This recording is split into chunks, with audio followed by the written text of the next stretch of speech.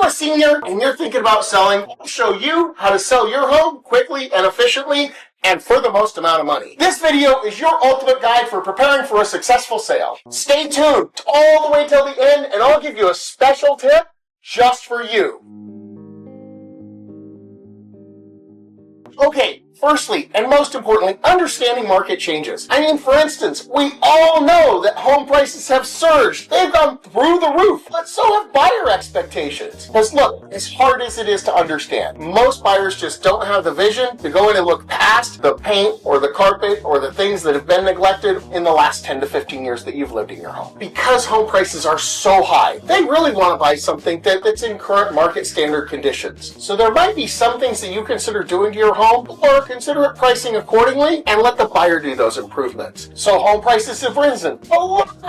My favorite little story about this is I sold a property a few years ago for a gentleman over here in Yorba Linda, and when we did the market analysis on his home, it was $1 million.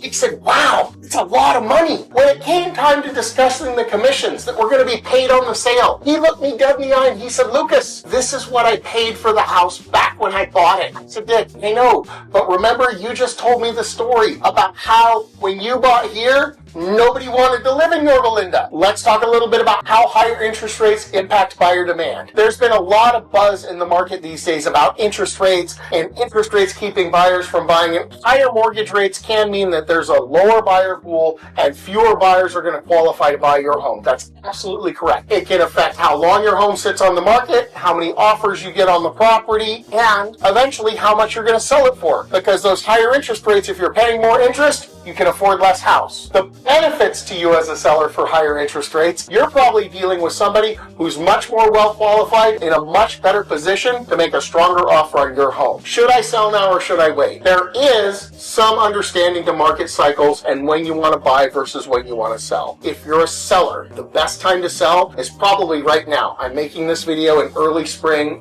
late winter, right? We're in February, coming into March. So you want to start thinking about doing it now. Right now is the time to start thinking about selling and start getting your home ready for sale. If you're selling now, you're going to sell high and you're going to buy high. Unless you have the luxury of being able to go somewhere or be somewhere for the next 3 to 6 months while you wait for the market to cool down a little bit, and then you can buy at the best time as well. Another thing to know about your increased value is yes, your home value has increased. Also, your potential tax liability on that sale might have increased as well. So talk to your tax professional about what taxes you're going to be on the hook for when you do sell it. It is a capital asset, so it is subject to capital gains tax rules. What the capital gains tax rules says is there's forgiveness in capital gains profit on the sale. So for a single person, you get a tax forgiveness on up to $250,000 worth of profit. For a couple, you get up to $500,000. Okay, let's talk a little bit about transferring your property taxes and transferring your tax base to a new home. Here in California, we have Prop 60 and Prop 90, which allow you as a senior citizen, that's 55 plus, to transfer your tax base to your new home. Your new home must be of equal or lesser value than your current home. You cannot sell a home for $1 million, buy a home for $5 million and expect to get the same tax base. This is something that must be done as part of your sale process in order to take advantage of this. Most counties here in Southern California participate in this, but double check. Make sure that the county you're selling in and the county you're moving to participate in these programs. Plan for unexpected expenses. Unexpected expenses can include things like repairs, moving costs, staging costs. Before you even list, sit down with your professional. Have them walk through the house. Talk to you about what you can do to maximize your value without breaking the bank. Because look, you're selling the house. You don't want to put $100,000 into a remodel just to get $100,000 extra back out of the house. That doesn't make financial sense. But you definitely want to do the minor upgrades, right? If the money to get these things done is an issue, there's often programs that are out there that can help you get these repairs done, and you can pay for them out of escrow. A lot of folks that I sit down with, they ask me, Lucas, you know, we have a mortgage still on this property, or we have a reverse mortgage, and the reverse mortgage statement looks like we owe the entire value of the house. How do we get those things taken care of? All of those things are going to be taken care of through escrow. You're going to get an accurate accounting of where your money's going before you make this final decision and before you sign on the dotted line. If you don't, insist on getting one. It's a seller's net proceeds sheet, so you want to make sure you get one before you sign on the dotted line so that you know how much you're going to get. If you do owe a mortgage, you're going to have to pay that off. You're going to have to check with your mortgage company, see if you have any prepayment penalties or anything like that. Most mortgages don't. Just make sure that you're not going to have to get stuck with any huge penalties for paying off early. If you have a second or a HELOC, a home equity line of credit, these things are going to have to be paid off as part of the sale process, as well as any liens against the property. Have a clear conversation with your real estate professional about what liens are on the property and what's going to get paid off, and make sure you get it in writing exactly what you're selling for, what you're paying off, and what you're going to get in your pocket. Preparing your home for a quick sale. There's a couple different ways to do a quick sale, and I'm going to talk a little bit about these. Some people say, hey, Lucas, should I put this new kitchen and these new bathrooms in before I sell?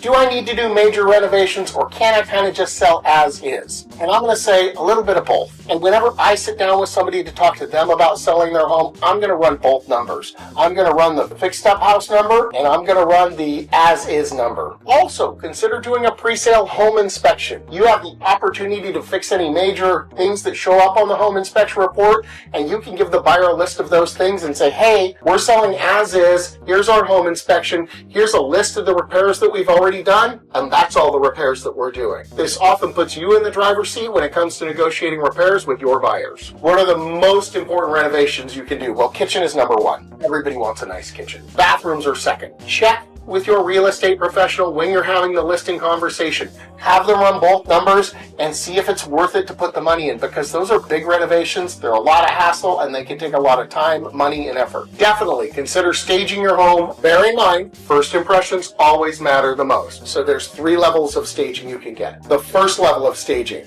we'll call this the reality TV level, right? Where you see them on the home improvement shows and the buyers come in and it's fully furnished and everything is beautiful and brand new and modern looking and all of that stuff. So if you fully stage your home top to bottom, you should probably plan on living in an Airbnb until you sell your home. The second level of staging is a partial stage, where the stager will come in and just stage some key rooms, maybe the living room, family room, the master bedroom, and then you get to move into one of the secondary bedrooms while you sell your home. The third option, do a walk and talk. Have a professional stager or your real estate professional, if they're really savvy enough, come over and walk through your home with you and have an honest conversation about what you need to change to make your home more open and amenable to potential buyers. It's the cheapest option. It mostly uses your stuff. You can still live in your home. It's the one that most of my clients end up doing. So declutter and downsize before listing. Don't be afraid to declutter. Get rid of some of the bulky furniture or the excess furniture in any given room. Make it a little wider and a little more open and a little more appealing to the general public. Okay, so there's some different selling strategies for seniors. I'm going to talk a little bit about those now. Hire the right real estate professional. Interview at least 3 agents. Most people, 80% of people, hire the first agent that they interview. Check the agent's track record. Don't just ask them to provide it. Feel free to do some independent checking on your own. How many listings do they sell a year? What's their track record? What percentage of listings do they take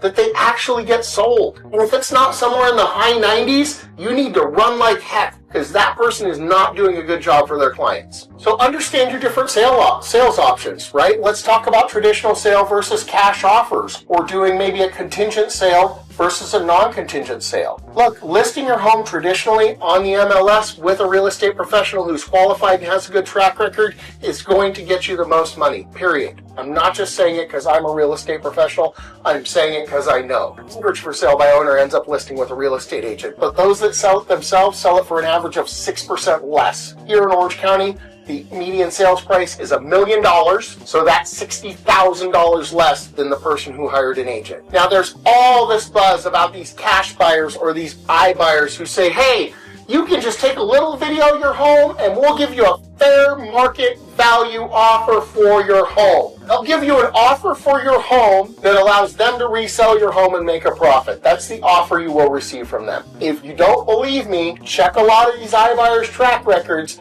They've paid out hundreds of millions of dollars in damages and lawsuits for false advertising for saying that exact same thing. They'll give you an offer, right? And it's quick and easy and hassle-free. So if you need that, hey, maybe it's a great option for you. Seller beware.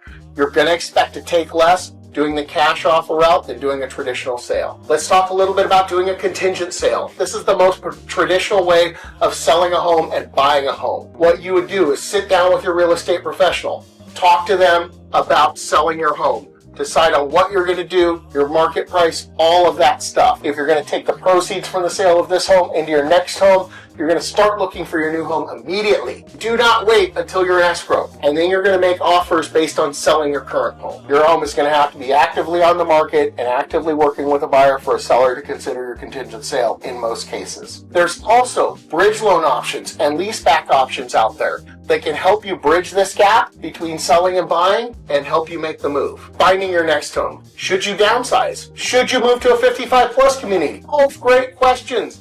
I'm going to say it depends on what you want and what you need. 55 plus communities, a lot of them are great. They offer what I call a lock and leave proposition, where if you want to go travel to the East Coast and see your grandkids for 3 months during the summer, you lock your door, get on a plane and leave. They have the best security systems in the world because not only are most of them gated, but most of them have seniors living at home next door who will call the police if there's some ne'er-do-well trying to get into your window. They offer some social amenities. There's some cost to that, right? They may come with some HOA fees. They may come with some restrictions. Do your homework. Now, should you just downsize maybe to a non-55 plus community? I don't know. It depends on what your needs are and what the cost of that is. And is that downsizing home going to eat up a significant portion of what your proceeds are from the sale? Downsizing your home can for sure reduce your costs, but you have to look at your future needs as well. So what to look for in a senior-friendly home? Look for a single-story layout. Look for something without stairs, because they're going to get harder as you're going to get older. You want accessibility features. You want an open floor plan. You want proximity to your doctor, to your church, to where, to shopping, to family. So look at proximity of where the home is located and make sure that's going to work for you. A lot of folks that I talk to, they want to relocate. They want to be closer to family, right? Maybe they're going to stay right here in Orange County. Maybe they're going to go to Riverside County. Moving closer to family can definitely provide more emotional support and practical support for you. Make sure it aligns with your long-term lifestyle, and talk to your family first. Make sure it aligns with their long-term goals and what they're going to do. If you move out to be closer to your family and they get a job transfer in 2 years and they have to move, you're still there. If you're staying here in Orange County, research some options that are going to be long-term affordable for you. Okay, here's the special tip that I promised you. How to save thousands by timing it right. Most sellers only focus on getting the highest price, but timing your sale is critical, you guys. You want to make sure that your timing is the best for you. How can you pay the least in capital gains taxes? How can you get better closing costs or better costs? Can you negotiate a free rent back period where you stay in your home for a certain amount of time and have money in your pocket to go find a new home? Make sure you're not rushed into moving. Talk to your real estate professional